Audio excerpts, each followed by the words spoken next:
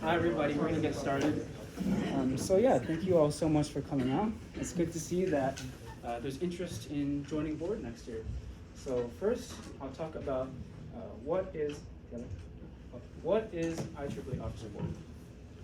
So, yes, okay, I can do that. So as an officer for IEEE, you get to lead one of the largest and most successful clubs at UCLA. So the board is broken into three portions: the executive board, administrative board, and projects board. And you'll hear what each of these boards does coming up soon. Now, I do want to stress that as an officer of one of the largest clubs at UCLA, there is a commitment, and that's something you should think about when you're considering applying to board. But it's also one of the most rewarding things that I've ever done, and I'm sure that all of these officers can also attest to that. Board, we have quarterly socials, for example. These are actually our retreats that we went on in the fall to Big Bear, and this quarter to San Diego. And we have socials every few weeks. And through these events, board gets very close. And so if this is something that you're interested in and you're willing to make the commitment, I highly recommend that you apply to board. And so you hear about the different positions and the respective time commitments of each one coming up soon. And you'll also be able to ask the officers in those roles about the commitments and the responsibilities of each role. So with that being said, we'll go into each board now. So we'll start off with admin board. So admin board is a great way to get involved in IEEE. Actually all of the positions are open to anyone who wants to apply. You don't need any prior officer experience, and you don't really even need prior leadership experience. We just wanted to hear what your ideas are in the application and in your presentation, and also to see your initiative. So admin board is done by election. So what will happen is you will apply and you'll answer some short answer questions, and these questions will be released in a packet the day before the election with all of the applications. Now in the election, there will be a short presentation of 5 minutes, followed by a 10-minute Q&A where anyone who comes will get the chance to ask you questions and just try to see what your ideas are really about. And at the end, there will be a vote of anyone who was in attendance who registered to vote. So the first admin board position that we'll be going over is treasurer. We'll get up for a minute.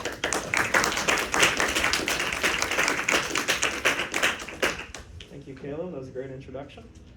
Hi, everyone. I'm Nick. I'm the treasurer for this year. You might be wondering, what does the treasurer actually do? Maybe something to do with money? Yeah, actually, that is, that is what I do. What are your actual responsibilities as treasurer, though? I'd say the majority of the time is you're ordering parts for all the projects and for the lab. So obviously, I'm sure a lot of you are very familiar with all of our wonderful projects. So there's a lot of parts to order and a lot of logistics that go into that. And so that's pretty much what you'll spend the majority of your time on throughout the year on. And so what that actually entails is a lot of spreadsheets and a lot of forms and paperwork and stuff. And so, you know, I feel like I almost have like an accounting minor at this point. If you're interested in that at all, that's great. And what else do? You'll be tracking the expenses throughout the year and making sure that everything's within the budget, because obviously you can't go over the budget, that's the whole point. And then you'll be making the budget for next year. You'll be doing that like around summertime. And so what would be the ideal treasurer? Well, hopefully you have some familiarity with Excel or Google Sheets, because you don't have to be like an Excel guru. You don't have to do like know all this fancy stuff. You just hopefully you've opened a Google Sheet before. I assume you have. But yeah, most of the stuff in treasurer you'll learn on the go. I know like going into it, I didn't really know that much. Like, you know, I'd done some things in Google Sheets, but I'd never like ordered parts or anything. Especially through the department. So a lot of the stuff you'll learn on the go, and the biggest thing is just to have a willingness to learn and be committed to the position, right? And so good things are being organized and being detail oriented, because obviously you don't want to like in an order, you don't want to forget all the ops parts, and then ops doesn't have anything, and then the ops people revolt, and it's just a mess at that point, right? So you want to make sure you don't just drop random parts or anything. You need to be organized and detail oriented. That's probably the biggest thing. Even more than knowing how to do like fancy stuff with Excel. It's just that willingness to learn and organization and stuff. And so what you should know is pretty much what I've said. Just willing to learn, be committed to the role, and yeah, you should run if you're at all interested. Come talk to me if you want to know more about it. But yeah, it's a really great way to become more involved in the club because you get to talk to like everyone. Everyone, like, it's money. Like, everyone needs money, right? So everyone comes to you to talk to you. So if you want to get really involved in the club, this is good. But you do need to have that time commitment and that just overall commitment to the club. And yeah.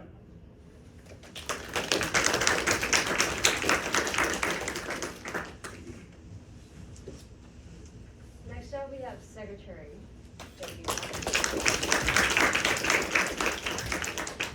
Hi everyone. So, secretary is a position within admin board. It's a pretty fun position. So, in terms of my responsibilities with the club, I write the weekly newsletter, and I also manage the alumni mentorship program. So there's two big things that the secretary does.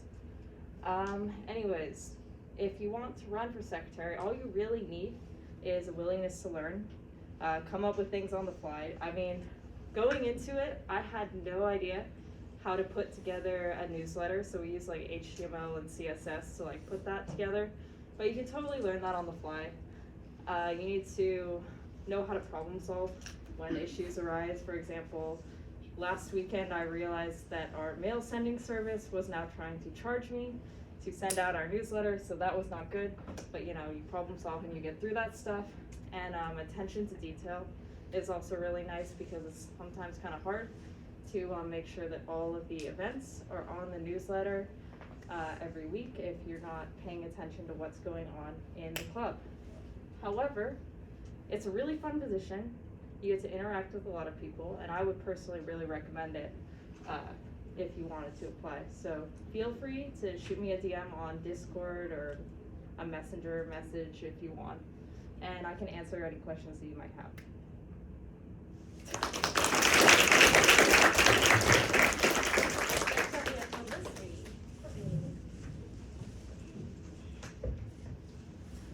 Hi everyone, so my name is Courtney and I was this year's publicity. So my responsibilities include making all the graphics that you see on our Instagram, Discord, Facebook, and then the newsletter. I also run our Instagram, so I post all those posts. I respond to your comments and DMs. Thank you for sending me memes sometimes. I also do photography, so sometimes you'll see me in the corner with like a little camera. I also design our merch, like I made all of our lovely officer jackets, so that was really fun. And then lastly, I'm the Idea Hacks design team lead. So as part of that, you make the sponsorship brochures, you do the website design, and you design the merch. And some of the qualifications that are best suited for the role, it would be great if you're familiar with Photoshop and Illustrator. I did not know Illustrator before the role, but I was able to pick it up, so if you don't know either one of those, you can pick it up. Photography, it would be great if you know how to use a DSLR, and then Figma, because that's where we do all of our website design. I also didn't know Figma before the role, but it was also pretty easy to pick up.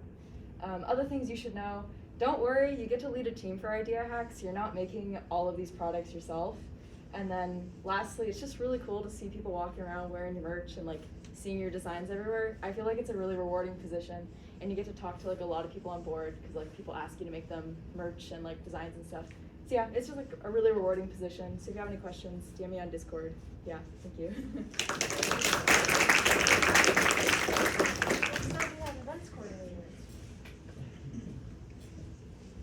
Alright, hello. So, the majority of the role, as evidenced by the fact that I said it like 3 times, booking rooms. Events coordinator is responsible for coordinating events, you know, as it is in the name. So we handle a bunch of the event logistics, booking rooms, booking various venues, ordering food for events, and anything else that might go along with particular events. Of course, like I said again, the majority of your role is comprised of booking rooms for different events. You also are responsible for maintaining the club-wide calendar. So that's something you'll have to do. It's best if you're an organized person because IEEE is a very large and very successful club, as Caleb stated. So there's a lot of things going on at once. It's good if you're going to be able to keep track of everything that's going on. Be a good communicator because things can go wrong. Officers might not be in the know. You should be sure that everyone else knows what's going on with an event so that everything goes as smoothly as possible. And be prepared.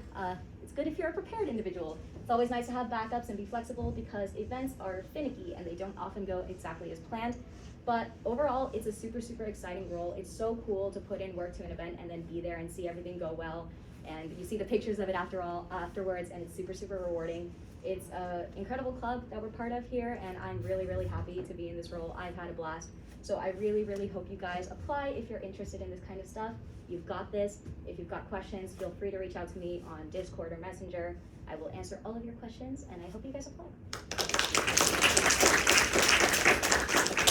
Next up, we have corporate relations. Our current corporate relations officer could not make it, so we have Pranav, our ex-corporate relations. Hello.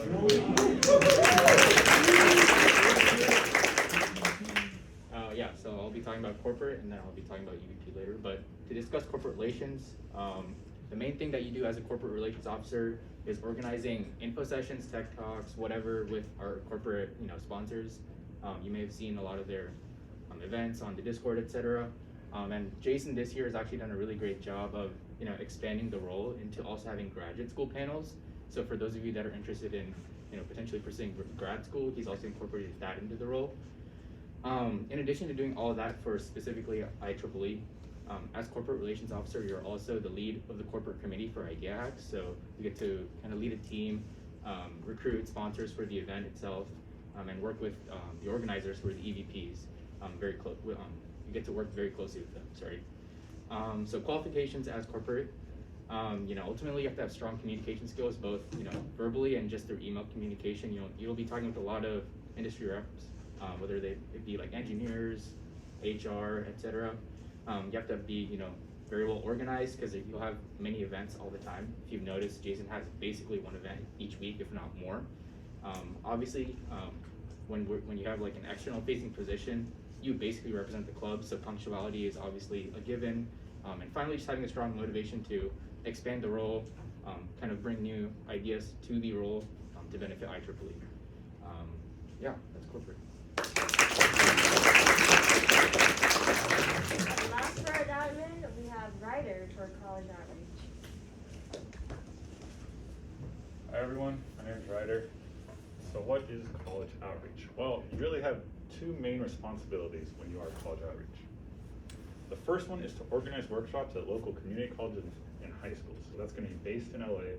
You reach out to different community colleges and high schools, organize a workshop there for the students there, and lead it, getting help from other officers or other people on outreach committee. Your second responsibility is to help run Ops 2.0.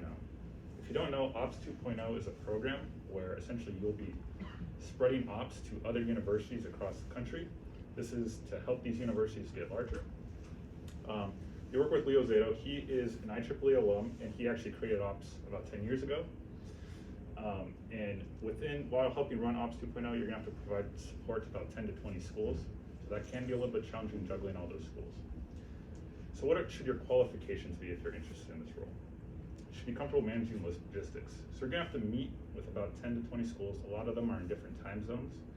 It's really important to stay organized when doing that. You have to send a lot of emails, setting up the community college and high school workshops. You should also be familiar with the Ops program. When running Ops 2.0, a lot of times you have to explain how the program works, what the objectives are, and really the best practices of running the program. You should also have some technical sense of what's going on in the Ops program, as well as being able to kind of know what concepts should be taught at the community college and high school workshops. If you're interested in this position and have any questions about any of this, feel free to shoot me a DM.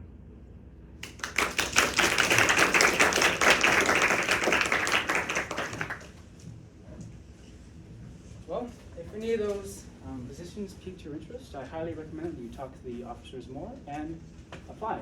So one thing I want to point out is that all of those are like one-seat positions, with the exception of events coordinators. So we're looking for 2 events coordinators this year, just because the role has expanded over the past few years with so many projects and so many events now. So, like I said, all of those were 1 officer, except for next year there'll be 2 events coordinators. So now we'll go into Projects Board. So Projects Board has a slightly different application process than Admin Board, so I'll turn it over to our project managers now to talk about that. Woo! All right. We're your projects and lab managers, and we're kind of like liaisons to projects boards. And so if you're a part in this room right now, or if you're watching from home, hello YouTube, You've probably have been part of IEEE through one of its 5 great projects, or even through some of the workshops that we hold throughout the year.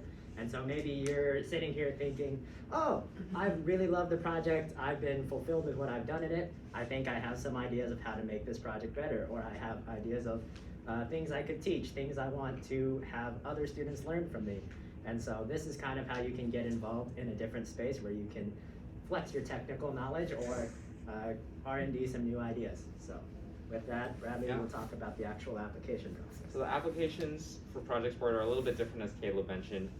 These aren't by elections, these are actually done by interviews with the project leads and the PLMs. So if you guys will be interviewing for project boards, you get to sit down with Brandon, me, and then the project leads that you are interviewing with. And then how the application works is you will first fill out the application. It's like similar application to everything else. Then during the actual interview itself, it'll start with you giving a mock lecture on a topic that the leads give you. That's just to see your presentation skills, how well you can communicate ideas to the people, and how well you can present and like convey stuff. Then after that, there'll be some like behavioral and technical questions given by the leads, given by the PLM, stuff like that, just to like see the knowledge that you have. Once all the interviews are done, then we'll get back to you once we have a decision, usually like within like a day or two after all the interviews are done.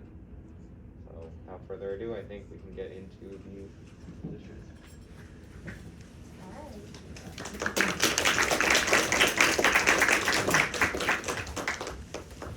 Hey, hello everyone. I'm Preston, that's Margot, and we are the Ops Lead this year.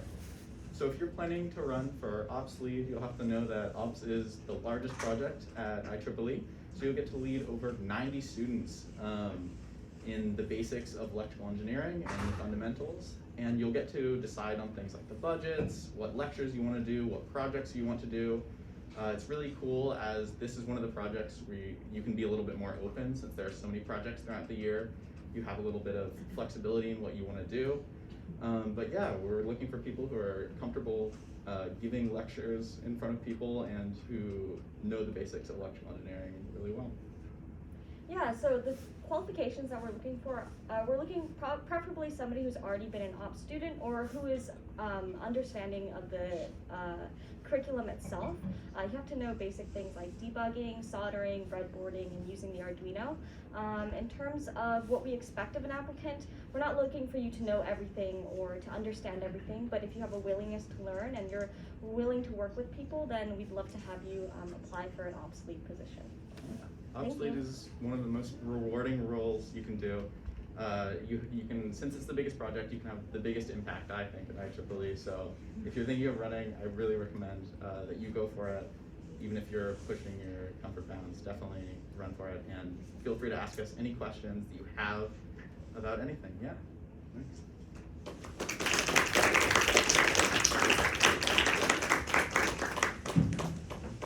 Next up, we have Mike and Russ Leads.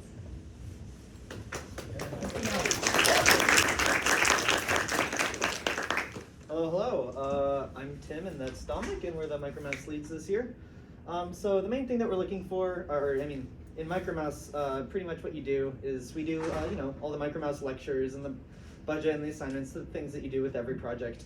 One of the major things that we have is AMC and our RAT competitions. So we do organize stuff between different colleges and universities to bring people here. So that's one of the, kind of interesting responsibilities that you don't have in other projects. As well as, teaching 75 or greater, hopefully more students about Micromouse.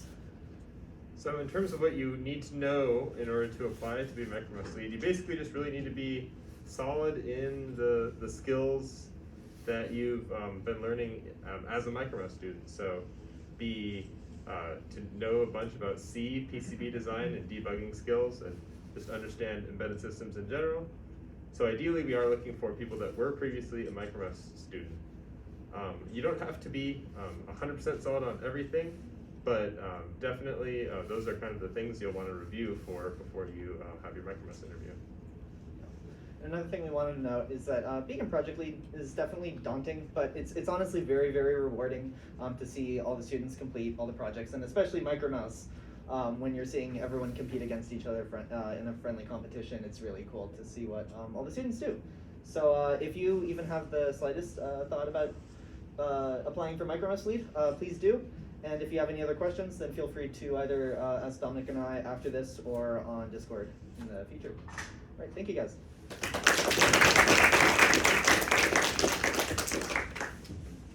Now we have staff leads. Jeez, don't sound so disappointed. Okay, so DAV, you all know, it's the project where you take an FPGA, you get an input microphone signal, and you get the spectrum output. So, why'd you run it, Andrew? I actually ran because I really enjoyed my previous year in DAV, and I thought I could improve the project since it was the first year. And so I decided to run.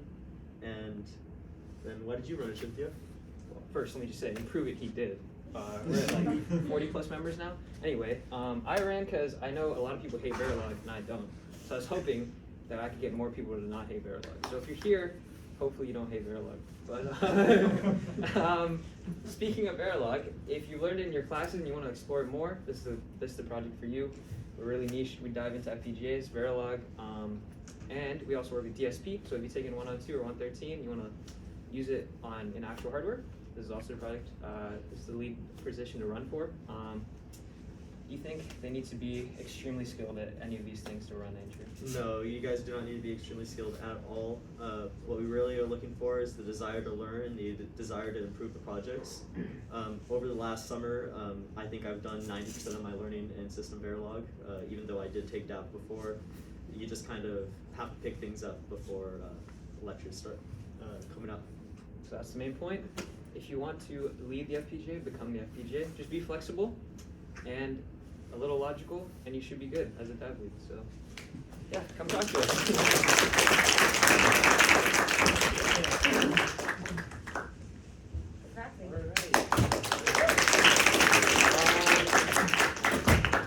All right. So, what do you do for app? By and large, the same as any other project. You decide how big you basically set the logistics for the project. You make budgets. You set timelines. You write the assignments, lectures, give the lectures, all that stuff. The second part of it is obviously, again, helping different teams through the design process, debugging it, problem solving with them, all that good stuff. Kind of like with every other project, just for RAP instead of all the other projects, right? So what type of qualifications do you need? You do need a pretty functional understanding, at least, of analog circuits, and at least at a high level, what a digital communication system looks like, and what that interface from digital into analog and then back from analog into digital would look like. An understanding of communication systems, the digital signal processing fundamentals, how all that interacts with, say, building a transmission module in the analog domain as well. So you do need some knowledge about that stuff. Previous project experience is obviously very helpful. It doesn't have to be RAP. If you've done a personal project in any kind of communication system, if you explored it a bit, that works perfectly as well. RAP is a pretty young project, and it kind of grew out of a personal project in some ways. So we're happy to have you on board if you have that kind of experience. You don't really need to know everything, like Achintya and Andrew were just saying. You learn a lot just in the process of being a lead, actually, as everyone has said from Projects Board so far. Like Andrew said, I think I did a lot of learning about RAP just over the summer once I knew I would be lead and in preparation for the lectures. Really, all you need is a willingness to learn and a willingness to try and find the right questions. Very often when someone asks you a question in lecture for RAP, your answer might be, hey, I don't know, let's go Google that. And so then you go to Stack Exchange and you ask questions, and then you try and decode those answers and make them fit for your situation. So as long as you have a willingness to do that and have an interest in staying motivated throughout the year for this project, that's awesome. The project is very young. I think it has a lot of scope to be improved in a whole bunch of different ways. Tyler and I have probably done at least a couple of things just completely wrong, and at least a couple hundred unoptimized. So there's a lot of things you can change about the project to make it better for people in future years. I think it's a really cool project, and I'd love to have a bunch of people apply. You can catch me after this, or you can message me or my co-lead Tyler on Discord. Please apply. Now we have our new project, Pop Eraser.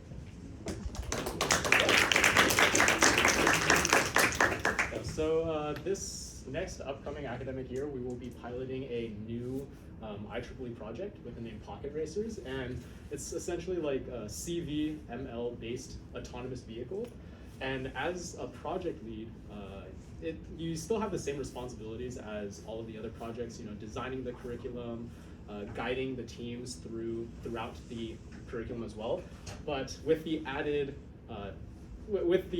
role of also having to develop a new curriculum. But on that note, I have assembled a lot of the lecture contents that I hope to be covered in the project. And with regards to qualifications for Pocket Racers Lead, I kind of just hope that those who apply have an interest in computer vision and deep learning, along with proficiency in Python and C++, since those are the two primary languages that are used in the vehicle, and a basic hardware understanding, since the vehicle is based on a Raspberry Pi. And additional things that applicants should know include the fact that since this is a new project, you have the freedom to kind of design it however you like. You know, you can set the pacing, set whatever concepts you want to teach.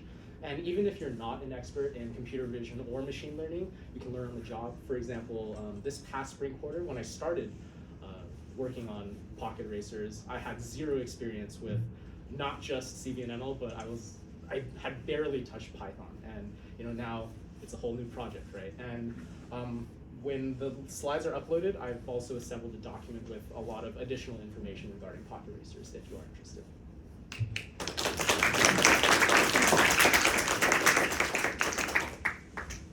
Now we have workshop managers. Hey everyone, welcome to the Workshops workshop. No sign-in today, unfortunately, but if you're not sure, the IEEE workshops, we hold at least 3 to 4 technical workshops every quarter.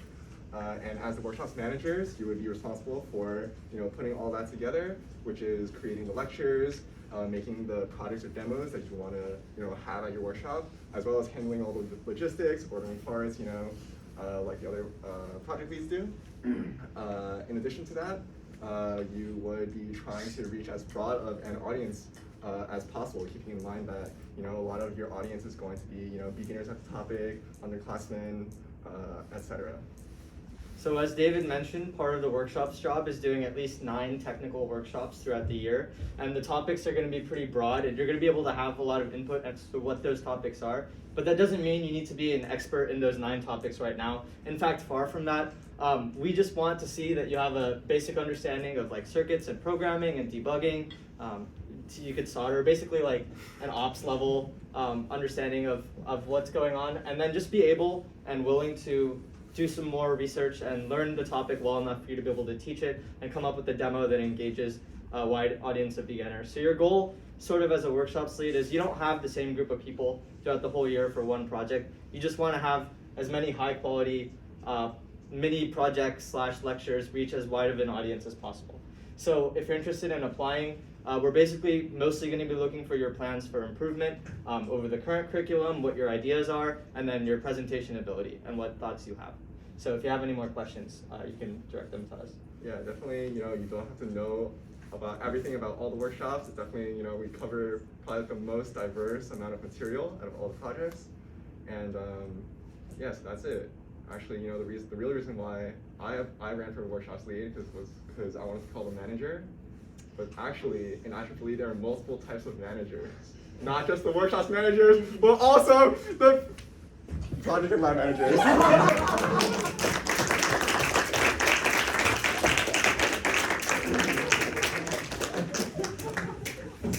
Thank you for that beautiful introduction, David. I really appreciate it. The hype is incredible. So we're your projects and lab managers. And as your projects and lab managers, one thing we get to do that's really cool, we do it before every officer meeting, is this. Oh my goodness.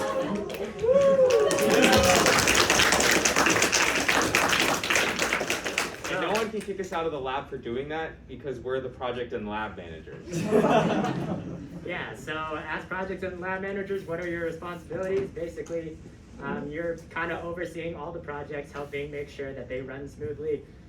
You ensure that they have all the resources they need, so that's stuff like parts orders. You double check that everything they're trying to order is kind of the right thing. Also making sure that They're making good progress in checkoffs, PCB design reviews, stuff like that. You also basically handle all the lab space and all of its tools, so making sure things work like the soldering irons or the PCB reflow oven, and DMMs, multimeters, all that stuff. Yeah. So some good qualifications for this role is you have to be proactive and you have to anticipate needs of the projects. Because you have to be thinking like one step ahead, it's good to like be able to ask a project if they need something and anticipate that need so you can get it done and like ready for them when they need it. For example, like working backwards for when you can anticipate where like say a project will need parts and then starting a parts order and like in time to get that ordered and letting project leads know that a parts order is going to go out. And there's also just the factor that you're managing 5 projects and the lab space. You have to be able to keep a lot of things on your mind at once and be able to juggle those and make sure that everything gets done. So then, is there anything else you should know? So one thing, unfortunately, as part of the kind of IEEE Constitution, you can only run for projects and lab manager if you have previously been on projects board. So basically, if you were a projects lead or workshops manager. That being said, if you really want to be like king or kings of the lab, or queens of the lab. And the Discord lab too. And the Discord lab. And manage the lab bugs too. That's another thing that I just remembered. As PLM, you are in charge of the lab bugs. Yeah, so if you're interested in doing that and you've got a couple more years at UCLA, maybe you should consider running for a project lead, whether it be your current project or workshops or something like that. And then, yeah. And also it is just generally like a really fun position because you have a lot of freedom in the things that you can choose to implement. Like it's really like this is an overused phrase, but like you get out of it what you put into it. Like you can do a lot with like how you do fun things in the lab, like add lab bugs, do fun things for projects. There's like rumors that there's going to be cookies next week. You guys didn't hear that from me. Yeah, there's just like a lot of fun things that you can do with it.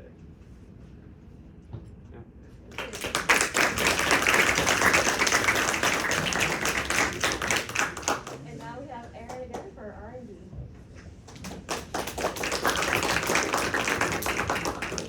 Hello again.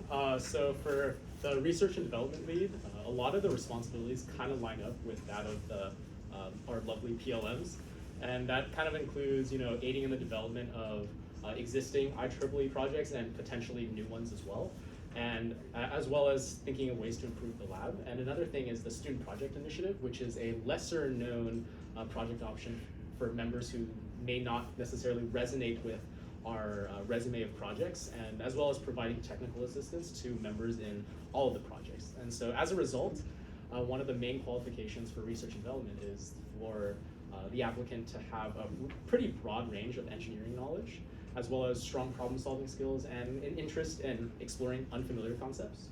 And for example, this past year, I was developing 2 separate projects under the SPI moniker, and there were also 2 other groups who were a member of SPI, and they had some pretty interesting projects. So things that applicants should also know are that there's always ways to improve the lab. I think the previous R&D lead, they actually mentioned something that he wanted to build was like a little lab open, lab closed sign with like a Raspberry Pi, like neon lights and everything. Wanted to light up that whole alleyway in front of the lab. But yeah, and since, as I mentioned earlier, a lot of the roles align with PLMs, they're kind of your best friend for the year, so yeah.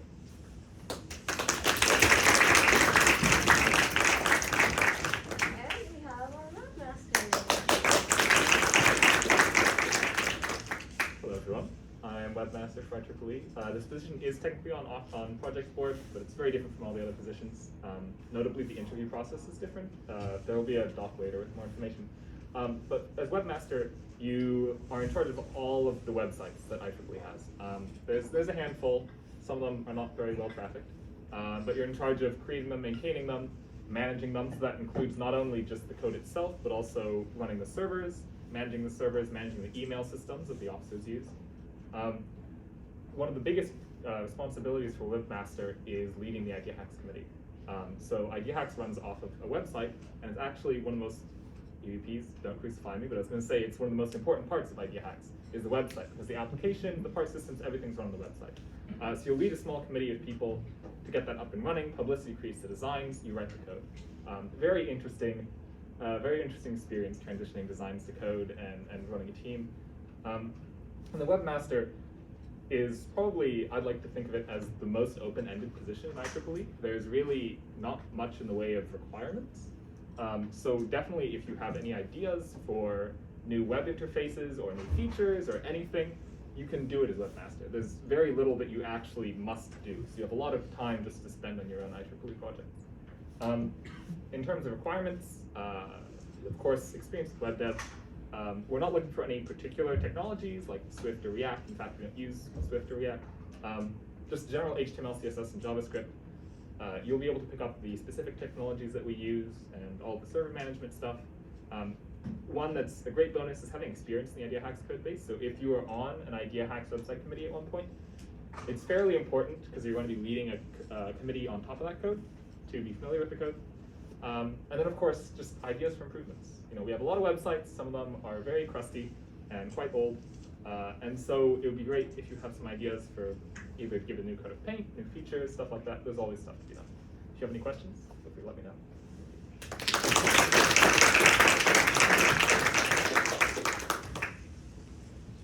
Okay, so like all the project leads said, you don't have to be cracked to join your project board.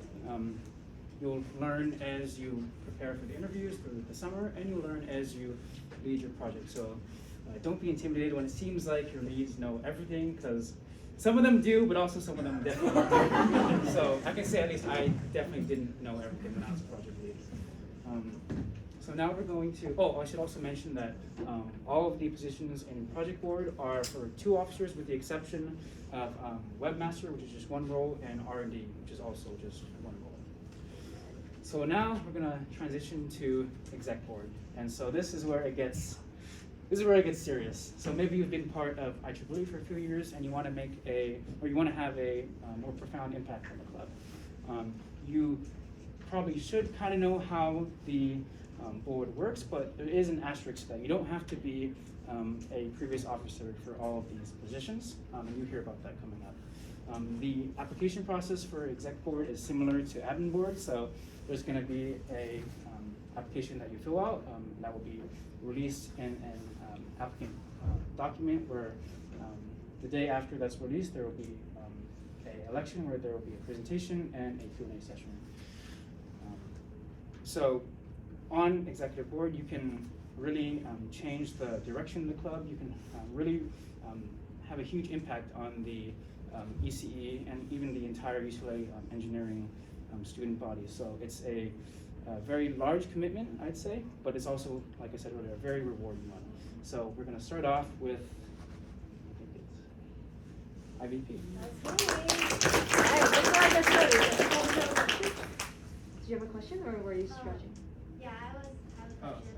So is there no more helicopter for projects? Hello, yes. Let's go.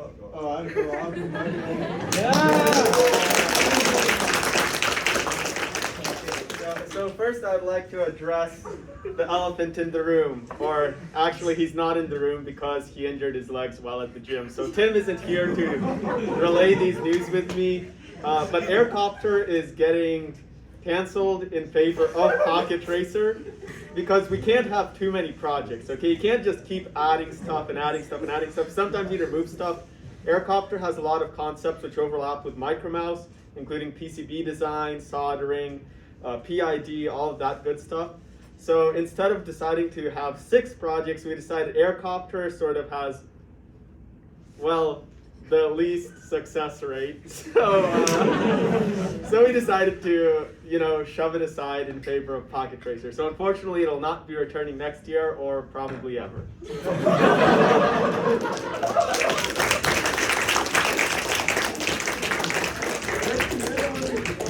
With that said, if you're an Aircopter, but if you're interested in running for something, Pocket Racer is recruiting, and we have our admin board positions as well as workshops. So hopefully some of those also interest you as well.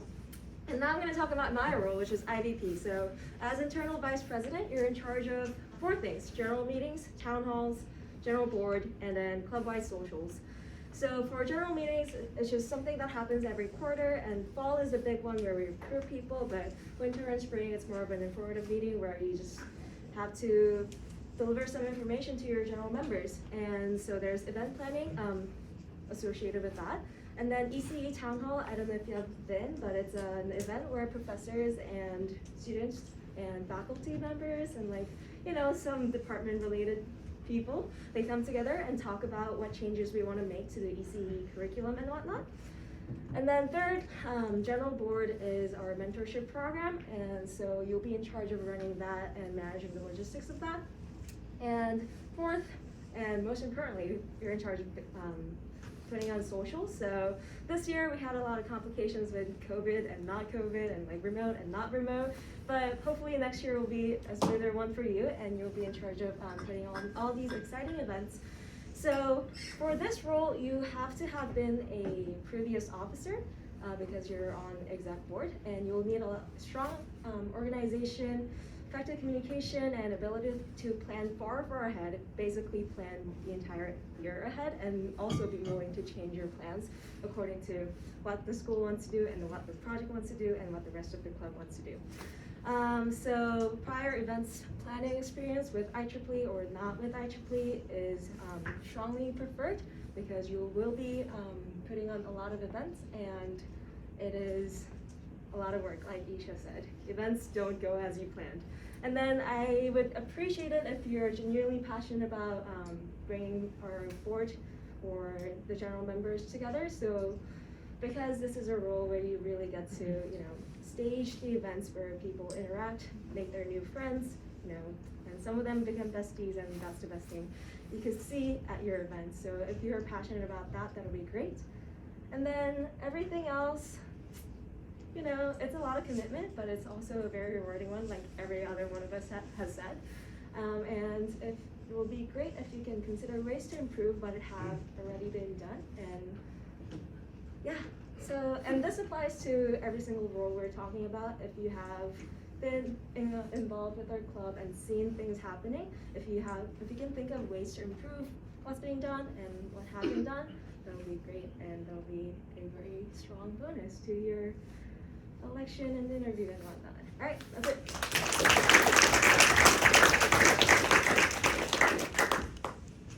And next up we have our EVPs.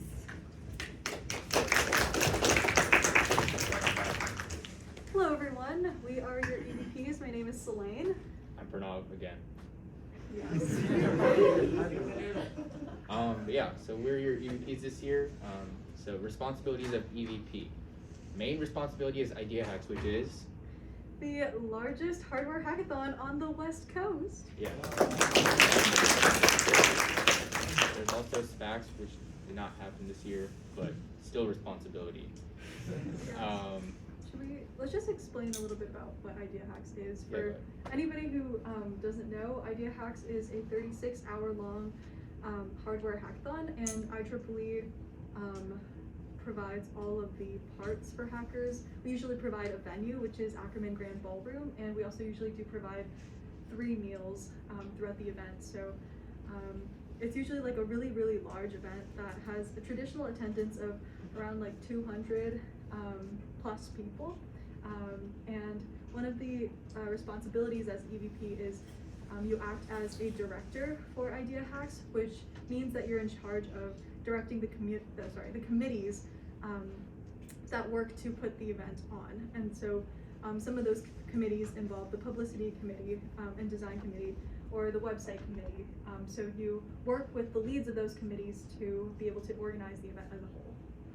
Yeah, so what makes a strong EVP / what are the qualifications?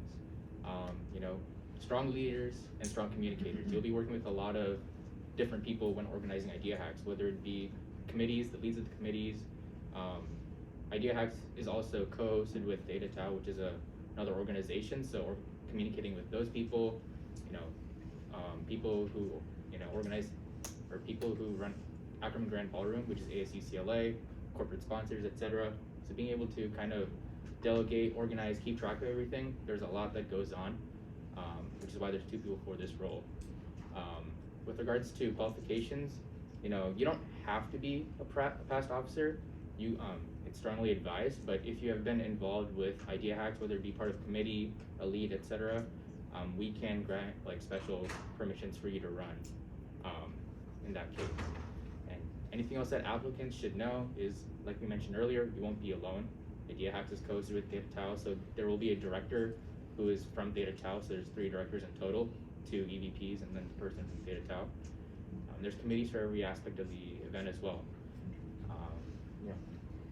We do want to emphasize that the ability to delegate effectively is really, really important as an EVP, because there is so much that you have to do, and you have maybe like 50 people in the committees total, like working with you, right? So you want to be able to know how to delegate responsibilities to the leads, who can then delegate responsibilities to their members. So working with people and knowing how to like handle stressful situations is really important. Yeah, it's definitely a really rewarding role. You basically put on the biggest event that IEEE has the whole year. And yeah, it's really cool to see all the projects that people do during Idea Hacks, and you get to meet a lot of other people as well. So it's a really great experience. Yeah. It's actually like so exciting when you like look at people picking up their parts, and then at the end of 36 hours, you like see these crazy things that people make, and it's just like mind blowing. So really, really rewarding, and highly recommend running for EVP. Talk to us after if you have any questions. Okay,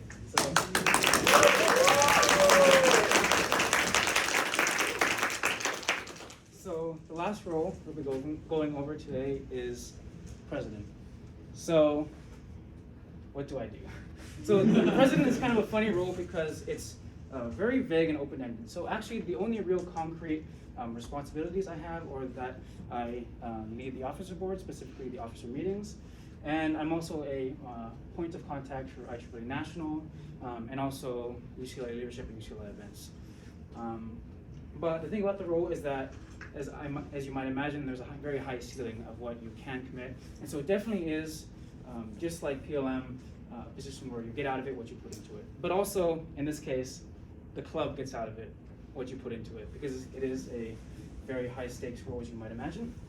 So just going over responsibilities, meeting officer board, just like EVP, you do a lot of task delegation.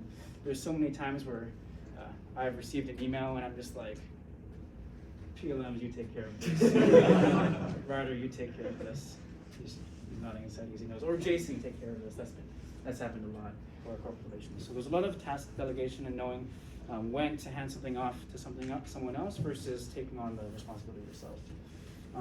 And then ensuring that all club goals are met, and also just guiding the vision of the club.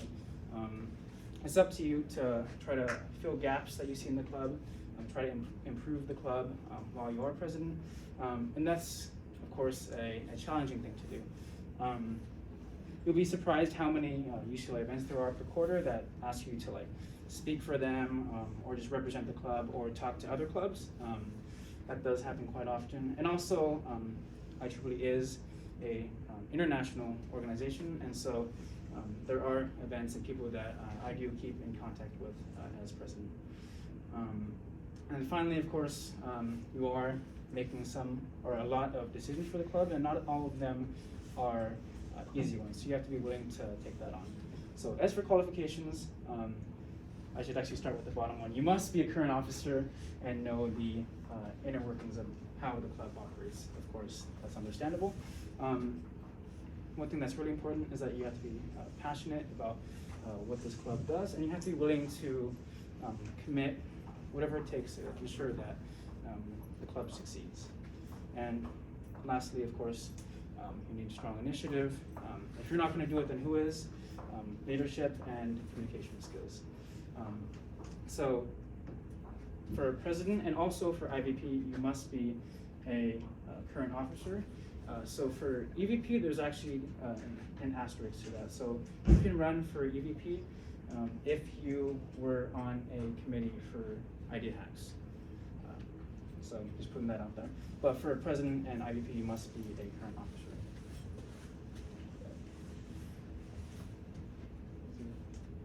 Where's one more slide? Oh, there we go. Okay, so for dates. So all of this is going to be happening early spring quarter. So fall GM will be week 1, Wednesday of spring quarter, and at fall GM we will oh, sorry. Spring GM. So at spring GM we will release the form where you can apply to all of these roles, and then executive board elections will take place Monday week 3. Admin board elections will take place Monday week 4, and projects board applications will be due the latest Thursday night of week 4. So the thing that can be challenging for some people to figure out is, let's just say you want to run for projects board, but you're also interested in running for admin board. The issue is that admin board comes first before projects board, and if you run for an admin board position and you take it, or if you win, you are expected to take it. You can't run for admin and then be like, oh, I don't want to. I want to run for projects board. So it is a bit of a challenging decision if you're interested in all multiple roles, but just know that admin comes first, and you have to take that role if you run, and then projects board comes after. And another thing I want to stress for project board is the applications are due Thursday week 4, and very shortly after our interviews start. So actually the weekend after, and I think PLMs, they will release like what the interview schedule is beforehand, probably in spring jam. But typically, like in the past few years, it's been ops has gone first, but that might not be the case this year. So just know that the interviews start very soon after the deadlines. So for admin board and also exec board, they'll be right here in the Shannon room. You'll probably stand like right here, give a presentation, and answer some questions for like 10 minutes or so. Projects board, that'll be figured out by each individual project. So if you want to learn more, we actually have a document that goes over all of this information. It's right here, IEEE-Elections 2022. And that'll go over just what each position is and how many seats we have for each officer role. And like I said, exec elections are week 3, admin is week 4, and then projects are taking place weekend of week 4 through 5 and maybe 6, depending on how the scheduling works. But that is it for our officer introductions. Thank you all so much for coming out. I'm so excited that you're interested in running for board. We have time to talk, so I know we're separated right now, but we're gonna mingle now, and how do you wanna do this? Yeah, so officer, if you could spread yourselves out throughout the room. I'm sorry, this is like 8 p.m. Hopefully you're not starving yet. But yeah, so if you have any questions about our roles, you can come talk to us. Some of us can answer questions about multiple roles. So I can answer questions about ops lead, or Achintya right there is going to be answering questions about secretary, and Pranav is going to be answering questions about corporate relations. And I'm all alone for that. Thank you all for coming. Thank you.